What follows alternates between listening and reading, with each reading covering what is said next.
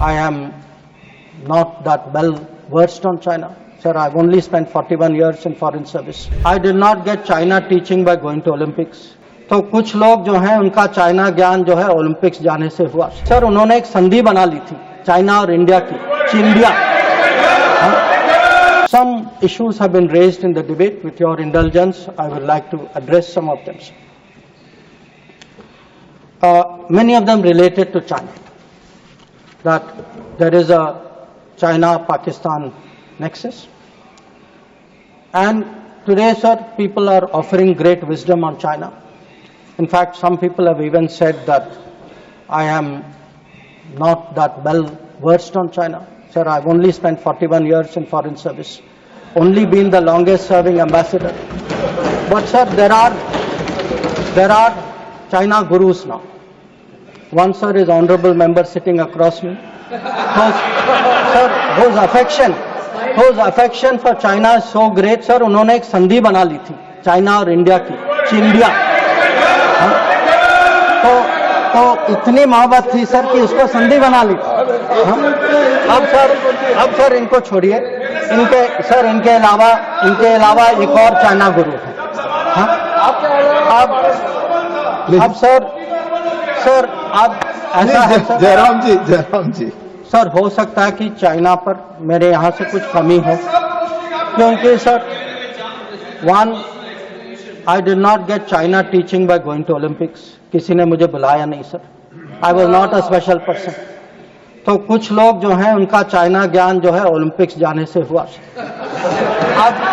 Sir कभी अब sir जब ओलंपिक्स में गए, किनसे मिले और क्या हस्ताक्षर किया, उसकी तो बात ही नहीं करते। और सर जो मिले वो खाली चाइना से नहीं थे सर, कहीं और से भी थे। तो उसको मैं छोड़ देता हूं सर, मैं बात नहीं करता उसके बारे में।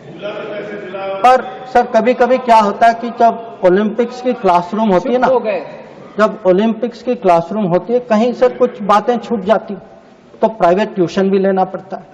तो ये प्राइवेट ट्यूशन चाइनीज एम्बेसडर से लेते हैं, तो चाइनीज एम्बेसडर को घर में बुला के प्राइवेट ट्यूशन लेते हैं। तो अब ये चाइना गुरु का कहना है सर कि चाइना और पाकिस्तान आज बहुत नजदीक आ गए। सर है, हकीकत है, पर कैसे पास आए सर, कैसे नजदीक आए?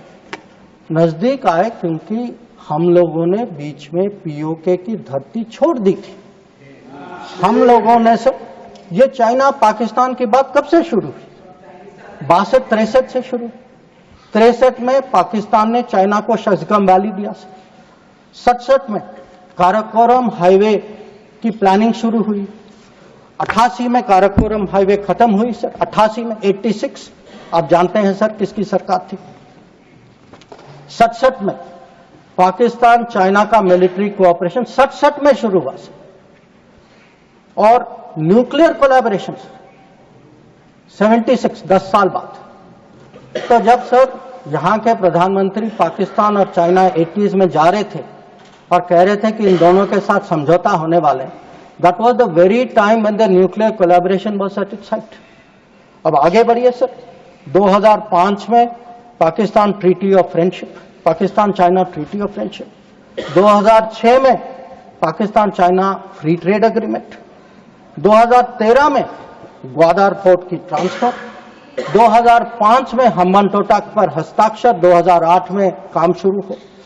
तो जब आज बात करते हैं सर कि चाइना पाकिस्तान नजदीक आ गया है सर, हमें पता है, हकीकत है, हम इसके साथ डील कर रहे।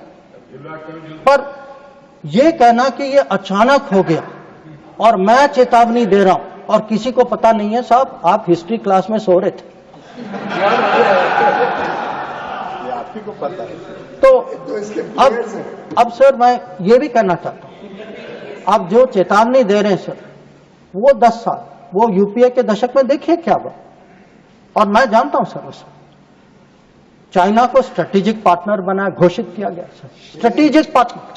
सर हमारे यहां एक जनरल थे, ईस्टर्न कमांड के जनरल थे, जब मैं राजदूत था चाइना में, उन्होंने मेरे से पूछा कि देखिए मैं फौज का आदमी हूं, मेरे लिए सब ब्लैक व्हाइट होना चाहिए, आप मुझे समझाइए कि ये पड़ोसी जो आज भी हमारे धरती पर इसकी क्लेम है, जिसके साथ हमारी युद्ध हो चुकी है, जिसके साथ रोज तनाव है, इसको आप स्ट्रेटेजिक पार्टनर कैसे घोषित कर सकते हैं? और मैंने कहा कि भाई मैं डिप्लोमेट हूं, पर मैं भी हैरान हूं, मेरे पास भी एक्सप्लेनेशन नहीं था, क्योंकि सर ये आया कहीं और से।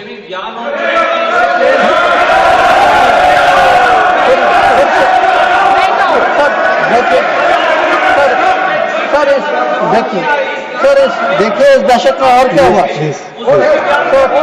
इस दशक में 2006 में सर इस दशक में 2006 में रीजनल ट्रेडिंग एग्रीमेंट। बैठकर कमेंट्री न करें, कोई बात नहीं आपकी नहीं जा रही sir. 3G 4G Chinese companies ने यहाँ उनको निमंत्रण किया कि भाई आप आइए 3G 4G बसाई कर यहाँ बसाइए। हाँ सर 2006 में जब प्रेसिडेंट हू जिनताओ भारत आए थे, उस समय निर्णय हुआ कि हम चाइना के साथ रीजनल ट्रेडिंग एग्रीमेंट FTA जैसे करेंगे। इसके लिए एक टास्क फोर्स की घोषणा हुई, टास्क फोर्स ने रिकमेंडेशन दिया और वो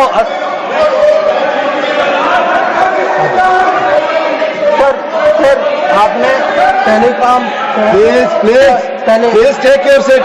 Please take. No, you cannot. Telecom When your opportunity comes, you speak. No. Telecom जैसे सेंसिटिव क्षेत्र में चाइनीज कंपनीज को आपने निमंत्रित किया, फिर सम्मान पर आज sir Mr. John Britas, please take your seat. आज सर लोग राष्ट्र सुरक्षा की बात करते हैं। सर सबसे बड़ा नुकसान सर हमारे लिए। Please take your seat. नहीं रिकॉर्ड पे जा रहा, आप बैठ करके प्लीज। आप खुद स्वतः खड़े होकर कुछ भी नहीं बोल सकते। आप please follow the rules, please. आप बोले, आप बोले। अगर समुद्री क्षेत्र में सर, अगर समुद्री क्षेत्र में भारत को कहीं पिछले 20 साल में कहीं नुकसान पहुंचा है, आपको मौका आएगा तो बोलेंगे, आप डिस्टर्ब ना करें। आपको मौका आएगा बोलिएगा, please take your seat. Sir अगर आपको मिल चुका है आपकी पार्टी को, please no, please do not disturb, please. अगर समुद्री क्षेत्र में भारत को पिछले 20 साल में कहीं नुकसान, कहीं चोट पहुंची है सर, सबसे बड़ी चोट जो है हम्बानटोटा बंदरगाह बनने के कारण, और ये सब 2005 में तय हुआ। और आप हैरान होंगे सर कि जब 5 और 8 के बीच में ये बंदरगाह बनाई गई, और उस समय सर आपको पता सरकार ने क्या कहा कि हमारे लिए ये चिंता का विषय नहीं है। ये बात उठाई गई थी, इस सदन में उठाई गई थी। इस सदन में जवाब दिया गया कि हमारे लिए ये विषय नहीं। और सर नेपाल की बात करते हैं लोग, आप जानते हैं सर कि पहला एग्रीमेंट हथियार देने का चीन से नेपाल 2008 में तब तय हुआ जब सरकार पलट गई नेपाल। ग्वादार को देखिए सर, 2013 में चाइना ने वहां ऑपरेशन शुरू किया। तो आज सर जो चाइना गुरु हमें ज्ञान देते हैं, चाइना गुरु ज्ञान देते हैं कि भाई ये कुछ होने वाला है, ये दोनों जुड़े हैं। अरे कैसे जुड़े, किसके समय में जुड़े, किसने जुड़ाया? और आप जब ओलंपिक गए, आप किन किन से मिले इसको डिस्कस करने?